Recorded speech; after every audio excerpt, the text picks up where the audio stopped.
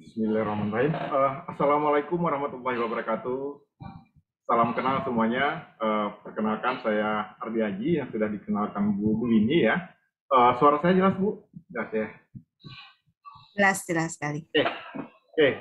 Jadi saya akan coba memberikan sedikit pemahaman tentang kemiskinan ya, dan kebijakan percepatan penghapusan kemiskinan ekstrim di Indonesia. Jadi di Indonesia isu yang paling hangat saat ini ya, kondisi dalam 1-2 tahun ini adalah penghapusan kemiskinan ekstrim. Kenapa?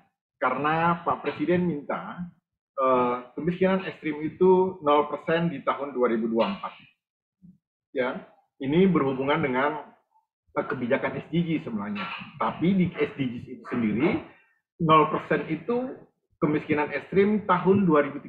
Tetapi pemerintah Indonesia meminta kemiskinan ekstrim itu 0% di tahun 2024. Jadi yang mau saya sampaikan sedikit tentang memahami kemiskinan itu sendiri ya. Jadi setelah paham konsepnya, kita dalam satu tataran yang sama memahami konsep ini, baru kita tantangan saya coba menjelaskan tantangan kemiskinan di Indonesia, tantangan di Indonesia yang berhubungan dengan kemiskinan, kerentanan, dan ketimpangan. Yang ketiga, tentang kebijakan penghapusan kemiskinan ekstrim di Indonesia. Jadi, istilahnya saya ingin mencoba ke teman-teman di MEKK UI, memberi pemahaman apa itu kemiskinan, kemudian apa tantangan yang berhubungan dengan kemiskinan, dan apa policy yang diberikan pemerintah Indonesia untuk penanggulangan kemiskinan itu sendiri. Jadi di sisi pemahaman tentang kemiskinan, kita harus tahu cara pengukurannya. Jadi ini selalu saya ulang-ulang, karena memang kalau paham konsepnya, jadi kita tahu bagaimana cara mengatasinya gitu ya. Jadi apa itu kemiskinan? Jadi kemiskinan itu adalah kekurangan atas atau dari perspektif siapa. Jadi kekurangan atas dari sisi strategi pengukuran kemiskinan itu sendiri, dari sisi ketidakmampuan untuk memenuhi kebutuhan dasar ya.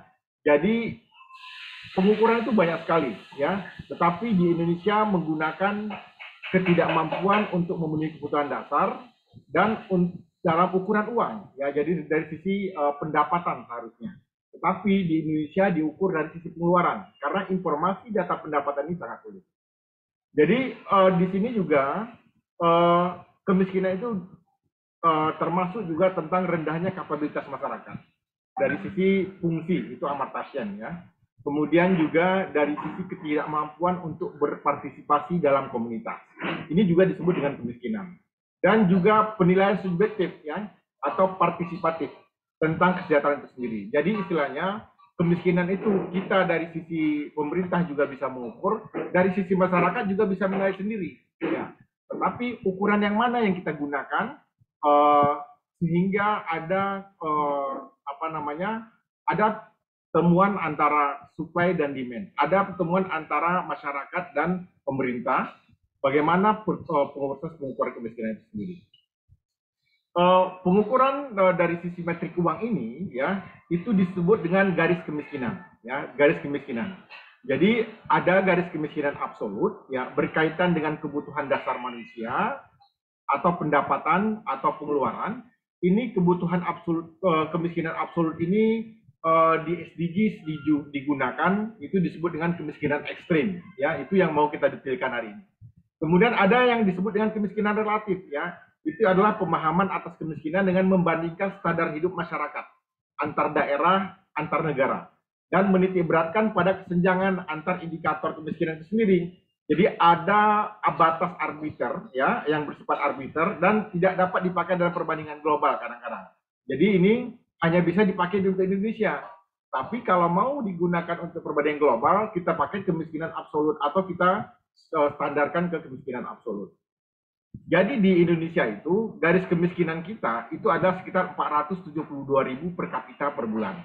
Artinya apa? Kalau ada 4 orang, bapak, ibu, dan 2 anak misalnya ya, itu apabila pengeluarannya kurang dari 4 kali 4,7 juta, 472.000 atau sekitar 1.900.000 ya, maka dia dikatakan miskin.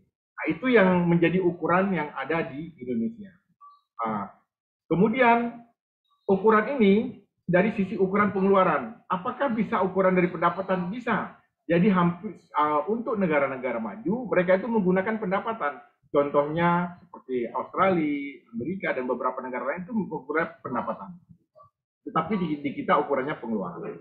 Kemudian ini penting sekali ya teman-teman, kalau ingin mengetahui bagaimana cara mengukur kemiskinan itu sendiri. Jadi yang diukur itu apa? Ya, garis kemiskinan itu apa? Yaitu garis kemiskinan makanan dan garis kemiskinan non makanan. Ya, garis kemiskinan makanan itu ada sekitar 52 jenis makanan, ya, dan itu ditentukan tahun 98, ya, 98. Artinya apa? Bisa saja kondisi saat ini, ya, barang yang dikonsumsi penduduk miskin dan miskin itu sudah berbeda. Ya, ini penting sekali. Jadi ukuran kita ini sudah tidak secara konsisten, itu konsisten sejak tahun 98. Itu 98 diupdate. Tetapi secara apakah sesuai dengan keadaan sekarang itu belum tentu sesuai. Kenapa? Karena garis yang ditentukan adalah itu komoditi yang ditentukan tahun 98. Sudah lebih dari 24 tahun gitu. Ya, ukuran data jadi garis konsisten, tapi dari apakah sesuai itu belum tentu sesuai dengan keadaan terbaru. Jadi itu menjadi penting bagi kita dalam ukuran ini. Tetapi kalau kita ingin melihat perubahan itu pasti satu ukurannya sama. Tetapi apakah ini bisa diupdate? Bisa. 98 ini update terakhir dan rencananya memang tahun 2008, 2007 itu sudah direncanakan untuk update. Ya, tetapi sampai saat ini belum diputuskan oleh pimpinan tertinggi di Indonesia. Jadi garis kemiskinan itu untuk makanan dan non makanan itu garisnya ini berubah seiring dengan peningkatan inflasi, ya. Jadi misalnya garis kemiskinan itu di Indonesia sekarang itu diukur pada bulan Maret dan bulan September. Jadi kalau diukur bulan Maret berarti berapa inflasi dari September ke Maret, ya. Misalnya 2%, maka garis kemiskinan itu akan meningkat 2% seiring dengan peningkatan harga secara umum di seluruh provinsi untuk urban rural. Itu sebenarnya garis kemiskinannya itu bergerak berdasarkan inflasi harga umum. Kemudian ada yang disebut dengan penduduk referensi. Apakah garis kemiskinan itu, perubahan garis kemiskinan itu ditentukan oleh semua populasi? Tidak. Jadi garis kemiskinan itu ditentukan, perubahan harga itu adalah untuk perubahan harga dari masyarakat yang ada di populasi referensi. Apa itu? Populasi referensi itu adalah penduduk yang berada 20% di atas garis kemiskinan. Kalau angka kemiskinan Indonesia sebenarnya 10%, maka 20% di atas garis kemiskinan itu sampai 20-30%, desil 2 sampai desil 3. Jadi kita akan melihat seperti apa perubahan harga untuk konsumsi barang penentu garis kemiskinan untuk makanan dan makanan di populasi referensi. Itu yang menjadi penting dari mindset kita. Jadi bukan untuk the whole population kita cari perubahan harganya, tetapi perubahan harga untuk barang-barang yang dikonsumsi penduduk miskin di populasi referensi. Kenapa di populasi referensi? Ini pertanyaan menarik ya. Karena kalau di semua populasi kadang-kadang untuk masyarakat yang 40 ke atas itu ya nggak ada masalah peruntukan harga itu karena kualitasnya beda. Jadi kita cari kualitas barang, harga barang untuk konsumsi yang dikonsumsi masyarakat yang ada di populasi referensi. Garis kemiskinannya apa? Itu ada 52,5 makanan untuk 2.100 kalori per hari, per bulan, per kapita, dan non makanan, ya 51 di perkotaan, 47 jenis di pedesaan. Kemudian disinilah kombinasi makanan non makanan ini itu disebutkan per kapita per bulan, ini disebut dengan garis kemiskinan. Dan indikator kemiskinan itu adalah itu disebut dengan jumlah penduduk miskin, kedalaman kemiskinan, keparahan kemiskinan. Ini perlu detail saya sampaikan ke teman-teman agar bisa memahami ternyata komoditi yang disebut itu tahun 98, komoditinya apa aja nanti bisa dicari di referensi. Jadi contohnya yang terakhir ya kemiskinan kita itu 9,71% ya. 9,71% ini formulanya Foster dan Greer dan Torbeck ya. Itu artinya apa? Kalau ada 100 populasi Indonesia, 9,7% atau 10-nya adalah penduduk miskin di Indonesia. Oke. Di sini ada indeks kedalaman kemiskinan dan keparahan kemiskinan. Kedalaman ini apa? Jarak dari garis kemiskinan, jarak rata-rata pengeluaran per kapita penduduk miskin ke garis kemiskinan. Jadi jarak rata-rata pengeluaran per kapita masyarakat miskin ke garis kemiskinan. Sedangkan ada namanya keparahan kemiskinan, ya itu keparahan kemiskinan apa? Jadi ketimpangan antara pengeluaran per kapita dari penduduk miskin itu sendiri. Jadi misalnya penduduk miskin itu sendiri ada yang miskin sekali, ada yang miskinnya itu mendekati GK. Jadi istilahnya kalau itu sangat timpang, itu biasanya untuk daerah-daerah pedalaman, infrastrukturnya masih parah dan sebagainya gitu. Jadi kalau keparahannya itu kecil, itu biasanya kondisi kemiskinan dari masyarakat tersebut itu sudah agak homogen. Tapi kalau timpangnya besar, itu masih heterogen. Jadi masih perlu effort yang besar untuk mengatasinya. Kemudian sekarang ke garis kemiskinan global, ya. Tadi garis kemiskinan nasional itu yang relatif, ya. Sekarang itu global, yang absolut $1 PPP. Ini metode lama, ya, metode lama. Jadi metode lama ini digunakan untuk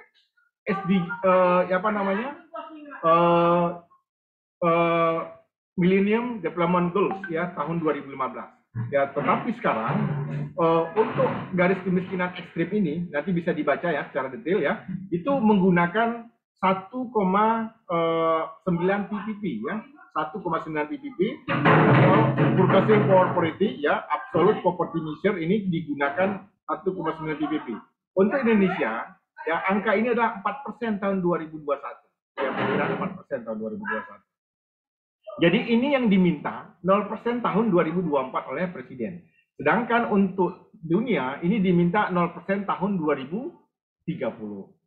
Kemudian ternyata Bapak Ibu ada perbaikan pengukuran, ya, dari International Comparison Program dari World Bank untuk pengukuran 1,9 ppp ini, ya, di tahun 2011, ya. Jadi pengukuran ini diperbaiki, ya. Jadi ini berdampak pada pengukuran PPP di angka kemiskinan global dan distribusi kesejahteraan global. Ini yang perlu kita perhatikan. Jadi secara informasi, ya, jadi ECP ini itu berubah di tahun 2017, diupdate oleh oleh World Bank, ya. Jadi ukurannya diupdate oleh World Bank sehingga ini berdampak kepada, ya, perubahan global angka kemiskinan ekstrim global, ya. Jadi sebenarnya angka kemiskinan ekstrim global itu karena berubah besar pengukurannya itu sekitar 0,3 poin, ya. Jadi 10,3% pada tahun 2015. Jadi seharusnya 10% di 2015 angka kemiskinan ekstrim dunia jadi menjadi 10,3%. Ini berdampak kepada apa dampaknya, ya? Jadi di wilayah Eropa, Asia Tengah, Timur Tengah, Afrika dan semuanya itu meningkat angka kemiskinan ekstrimnya. Tetapi Indonesia ini menurun angka kemiskinan ekstrimnya. Ini sebenarnya secara implisit, ya, secara implisit dari sisi pengukuran kita ada keuntungan sedikit untuk Indonesia. Walaupun dibilang angka kemiskinan ekstrim kita 4% 2021, itu kenyataannya sebenarnya itu hanya sekitar 3,1%, ya, setelah perubahan pengukuran ini. Tetapi ini bukan kita yang menjelaskan, nanti World Bank yang menjelaskan ke Indonesia, karena pengukuran PPP ini adalah World Bank yang melakukan, bukan pemerintah Indonesia. Jadi secara internasional, ya, perubahan karena pengukuran ini ada di beberapa negara, China, India, Indonesia, ya, di Indonesia ada penurunan, ya, rasio of urban to rural poverty line itu nurun setelah kita menggunakan ukuran 2017. Sedangkan ukuran yang digunakan untuk dunia saat ini sebenarnya yang ini, yang ukuran 2019. Terus bagaimana GK-nya setelah 2018, 19, 20, 21? Jadi garis kemiskinan itu untuk ekstrim itu absolut itu hanya dengan peningkatan inflasi saja, ya. Jadi inflasi tahunannya itu menentukan peningkatan GK. Jadi tidak berhubungan lagi dengan pengukuran makanan dan makanan, tapi hanya berhubungan dengan GK inflasi di tahun tersebut.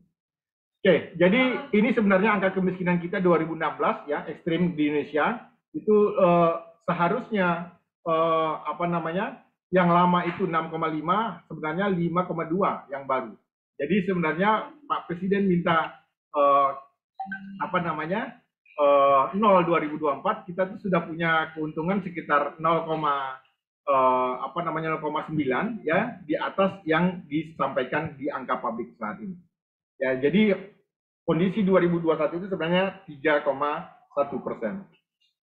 Oke, jadi ada pengukuran lain kemiskinan, ada dari multidimensi. Ini silakan baca ya. Jadi ada multidimensi. Ini mungkin berguna kalau berhubungan misalnya dengan ketenagakerjaan. Itu menarik sekali kalau kita dari sisi multidimensi ini kita bisa menggunakan ukuran kemiskinannya. Dari sisi apa? Ini idenya adalah cut off dari apakah dia itu mendapat pekerjaan yang sesuai atau tidak, ataukah dia itu dari sisi air minum, sanitasi, quality of life, dan informasi-informasi yang lainnya. Jadi ini kemiskinan multidimensi ini ada namanya kriteria ambang batas atau cut off ya. Ini dari sisi pendidik, biasanya ini adalah kesehatan ya, kemudian infrastruktur, kemudian quality of life, kemudian pendidikan dan lain sebagainya. Kemudian ada indeks tanpa penimbang, itu kayak HDI atau IPM, ini juga bisa menjadi ukuran kemiskinan juga ya. Kemudian indeks dengan penimbang itu bisanya MPI ya, Multidimensional Poverty Index, ini yang sering dikembangkan oleh UNDP. Dan ada yang disebut dengan PPLS 2011 atau data terpadu atau DTKS kondisi saat ini, itu di Kementerian Sosial. Itu juga sebenarnya kemiskinan multidimensi yang sudah disinkronkan dengan kemiskinan secara moneter tadi. Jadi ini ukuran-ukuran, contoh ukuran-ukuran multidimensi, pendidikan, kesehatan, dan standar hidup, dan lain sebagainya. Dan ini kita bicara konsep dulu, ini karena mahasiswa ya. Jadi mengapa mengukur kemiskinan itu penting? Ya. Jadi kenapa? Karena supaya desain dan implementasi program itu jelas. Ya. Itu tujuannya kenapa mengukur itu penting. Jadi kalau seperti ini cara pengukurnya, programnya yang pas seperti apa. Kemudian mempromosikan dan mengetes hipotesa tentang sebab kemiskinan itu sendiri. Dan yang ketiga, bisa digunakan menetapkan target yang terukur dari penentuan kemiskinan itu sendiri. Kemudian sekarang pertanyaan berikutnya, konsep siapa yang miskin, mengapa mereka miskin, ini penting sekali. Kemudian pengukuran dan analisanya dari dimensi yang diukur, unit pengukurannya apa, dan pendekatan yang digunakan apa, ya. Dan strategi pengentasannya itu strategi, target, dan jenis intervensinya yang apa. Jadi kalau dari sisi kerjaan, kira-kira apa strateginya, target, dan jenis intervensi yang bisa kita gunakan. Itu makanya kita harus sinkronkan antara pengukuran yang dilakukan dengan apakah pengukuran secara moneter ini sudah bisa menjelaskan 100% keadaan kemiskinan. Belum tentu, ya. Kalau di Indonesia itu mungkin sekitar apa namanya hanya sekitar 70 sampai 80% keadaan real di lapangan. Itu makanya pengukuran itu selain dari moneter tadi, itu juga masyarakat bisa partisipasi untuk apakah sebagai penduduk miskin atau tidak. Oke, apa tantangan di Indonesia? Jadi tantangan di Indonesia, mohon nanti kalau waktunya kelewatan, bikin lagi ya. Jadi tantangan ini sepintas saja.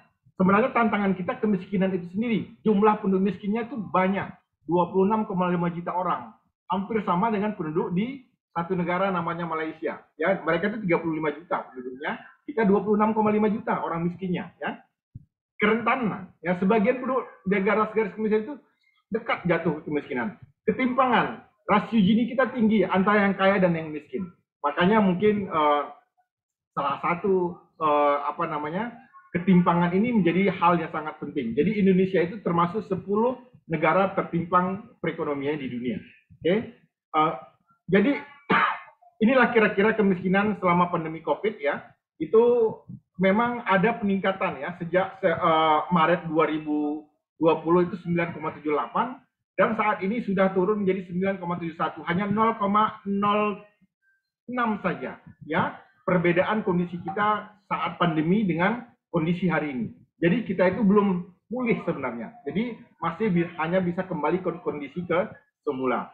Jadi kemiskinan kita yang parah itu memang sejak adanya pandemi, sejak adanya krisis moneter tahun 98. Kemudian ini target kita untuk penurunan angka miskin ekstrim dari 4 menjadi 0,8 itu secara kalau kita optimis ya di 2024. Kenyataannya saat ini sekitar masih 4,00 di tahun 2021. Oke, maaf.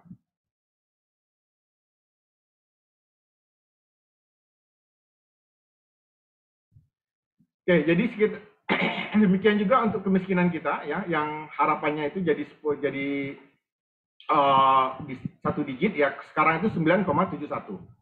Kemudian untuk mencapai target ini memang perlu kolaborasi dan extraordinary ya activity dari pemerintah dan masyarakat maupun swasta, karena kondisi ini terlalu tinggi untuk dikurangi. Karena jumlahnya berapa? Hampir 10 juta ya, jadi 10,4 juta jiwa di tahun 2021. Kemudian ini sedikit ini kebetulan ada kita lakukan proyeksi ya. Jadi kondisi kemiskinan Maret kita itu sebenarnya itu hanya sekitar 10,14 September ya, Maret 2021 ya. Jadi perkiraan kita Maret ini karena ada kenaikan harga BBM ya, kenaikan harga minyak goreng dan sebagainya. Kalau kita lihat inflasinya sampai kondisi Maret, ini hanya satu sisi ya. Kami coba kemarin itu dengan inflasi yang meningkat sekitar 2,67% dari Maret 2021 ke Maret 2022. Jadi kondisi kita eksisi hari ini, perkiraan kemiskinan itu bisa sampai 10,75%, bisa meningkat ya, sekitar berapa persen. Walaupun di September kemarin itu sudah 9,71. Jadi rentan sekali memang perekonomian kita karena BBM meningkat, kemudian beberapa komoditi meningkat. Itu makanya ada kemungkinan BLT itu akan diberikan lagi oleh pemerintah. Terus seperti apa penduduk kita? Jadi penduduk kita itu rentan sekali, teman-teman. Jadi kalau garis kemiskinan saya naikkan 1,7 saja, itu jumlah penduduk miskin kita itu sampai 40% ya. Jadi penduduk rentan kita itu sampai 40%. Jadi ini besar sekali nih ya, populasi yang rentan. Kalau ada sedikit saja shock, maka mereka itu bisa jatuh ke kemiskinan tinggi sekali.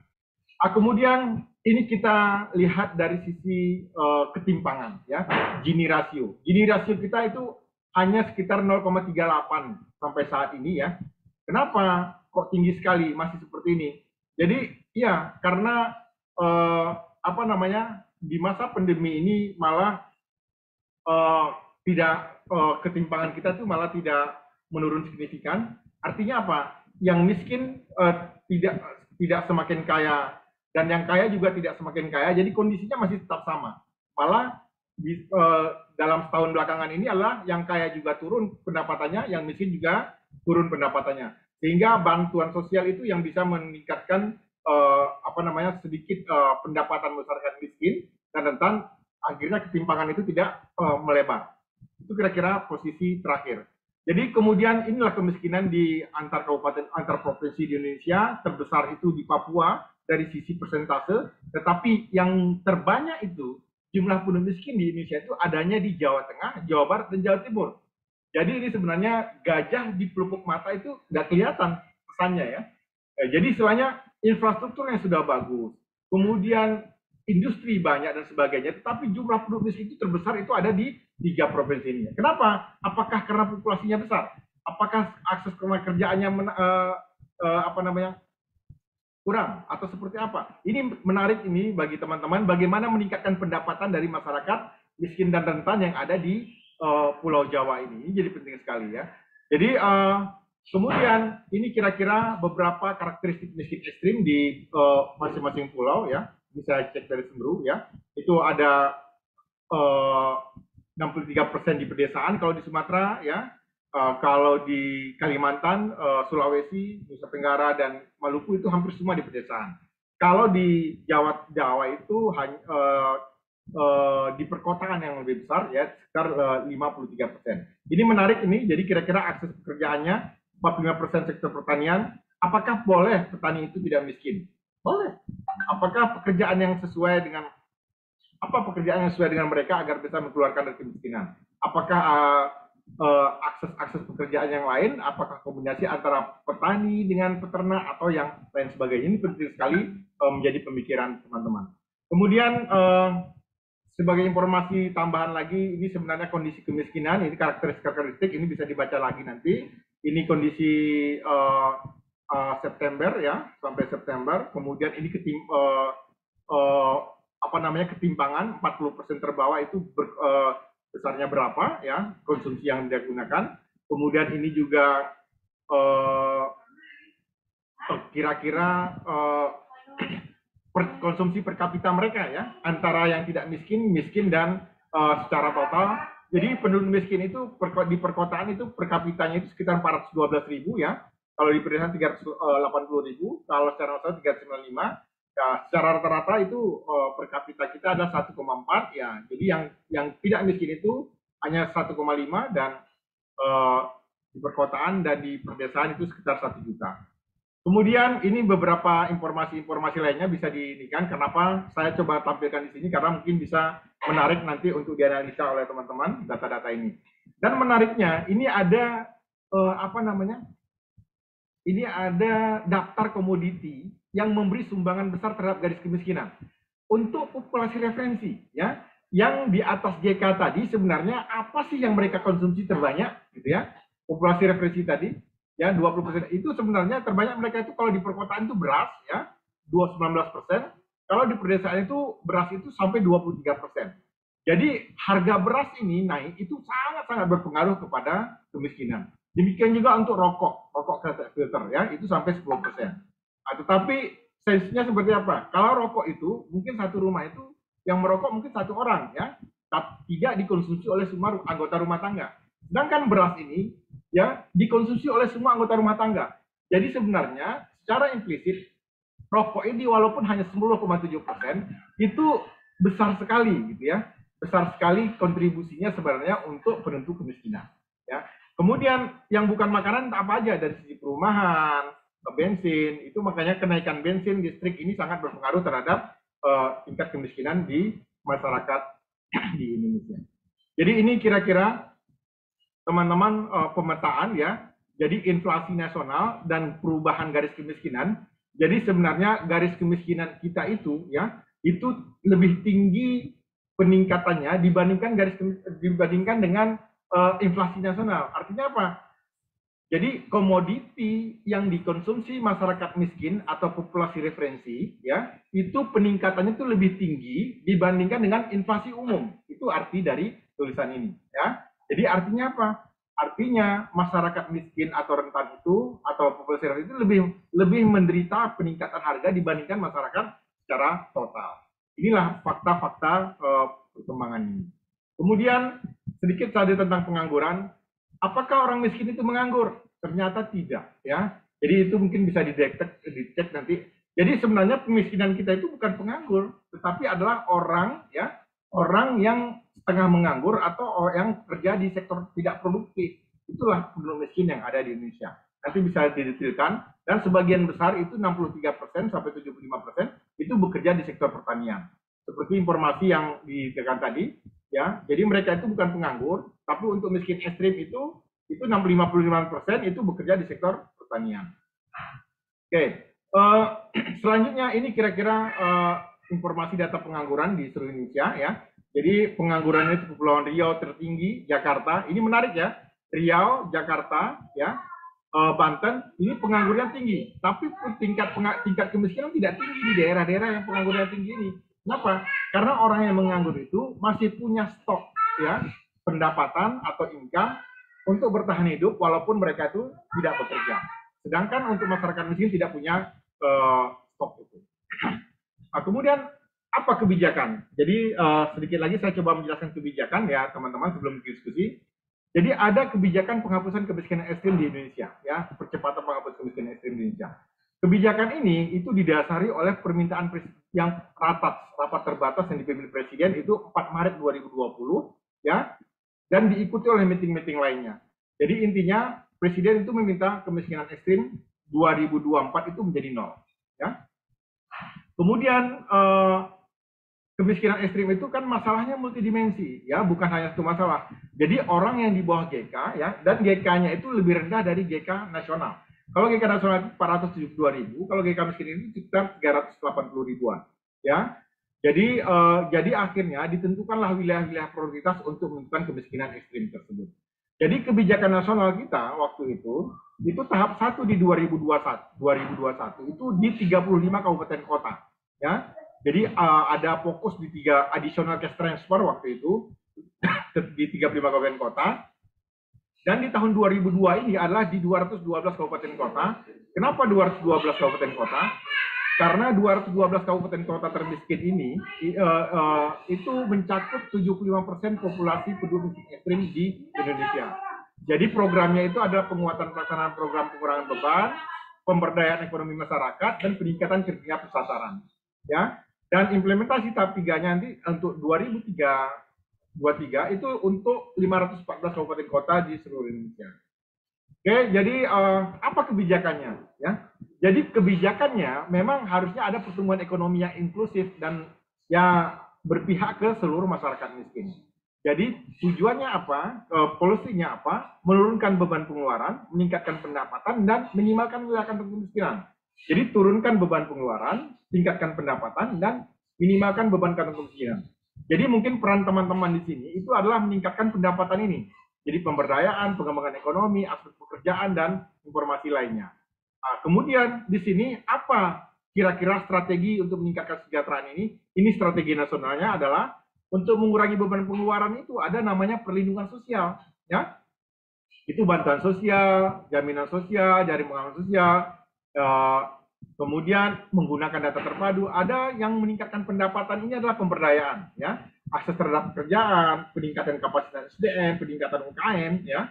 Kemudian ada lagi yang tentang perbaikan basis data, itu registrasi sosial ekonomi, ya, integrasi data, karena semua ini perlu program ini harus ke orang yang tepat atau rumah tangga yang tepat. Ini harusnya dilakukan dengan evaluasi program. Jadi inilah strategi peningkatan kesejahteraan melalui percepatan penghapusan kemiskinan ekstrim. Kemudian ada tadi yang pertama, menurunkan beban pengeluaran itu dengan komplementar program perlindungan sosial. Dari sisi usia dini, ya, usia sekolah, usia produktif, dan penyandang disabilitas, ya, dan lansia. Ini ada program bansos anak, kemudian bansos anak sekolah, pelatihan kerja, kemudian tunjangan lansia, tunjangan disabilitas, dan ada yang disebut dengan program konsesi juga. Jadi inilah kira-kira program untuk pengurangan beban. Kemudian untuk peningkatan pengurangan beban tadi, di terakhir di tahun 2020 itu banyak sekali programnya. Ini dengan program PEN itu program keluarga harapan, program sembako, diskon listrik, ya, bantuan sosial tunai, bantuan tunai dana desa. Ini program-program untuk perlindungan sosial yang diberikan pada era pandemi, ya. Dan jaminan sosial itu seperti subsidi iuran, ya, kayak jaminan kesehatan, kartu prakerja, subsidi upah, dan lain sebagainya.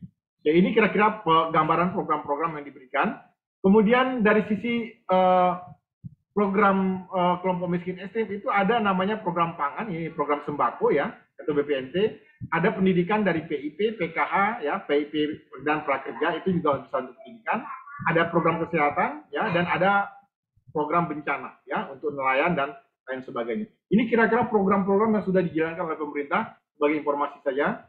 Dan ini tadi pemberdayaan ekonomi untuk peningkatan pendapatan itu ada desain awalnya itu adalah padat karya, ya, peningkatan keterampilan, transfer aset, pendampingan atau inkubasi, dan penguatan kewirausahaan.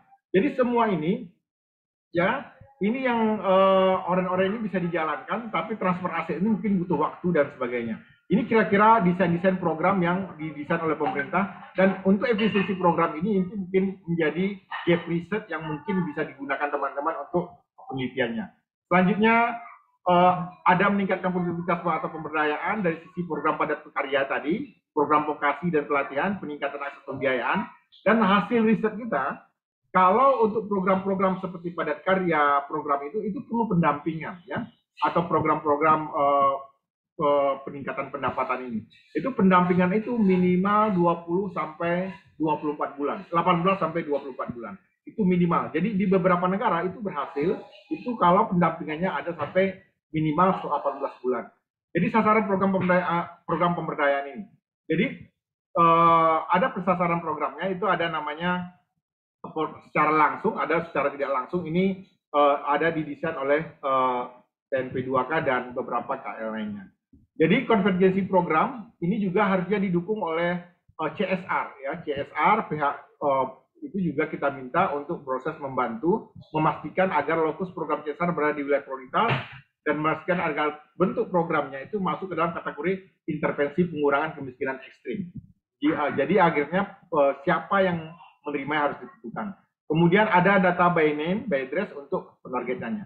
Jadi terima kasih semuanya. Jadi kalau mau detail di bawah ini ada kira-kira kerangka strategi untuk peningkatan pendapatan tadi yang sangat berhubungan dengan ketenagakerjaan, mungkin dari sisi padat karya sektoral, pengalihan aset dan sebagainya. Ini mungkin setiap poin-poin ini menarik menjadi tesis dari teman-teman masing-masing.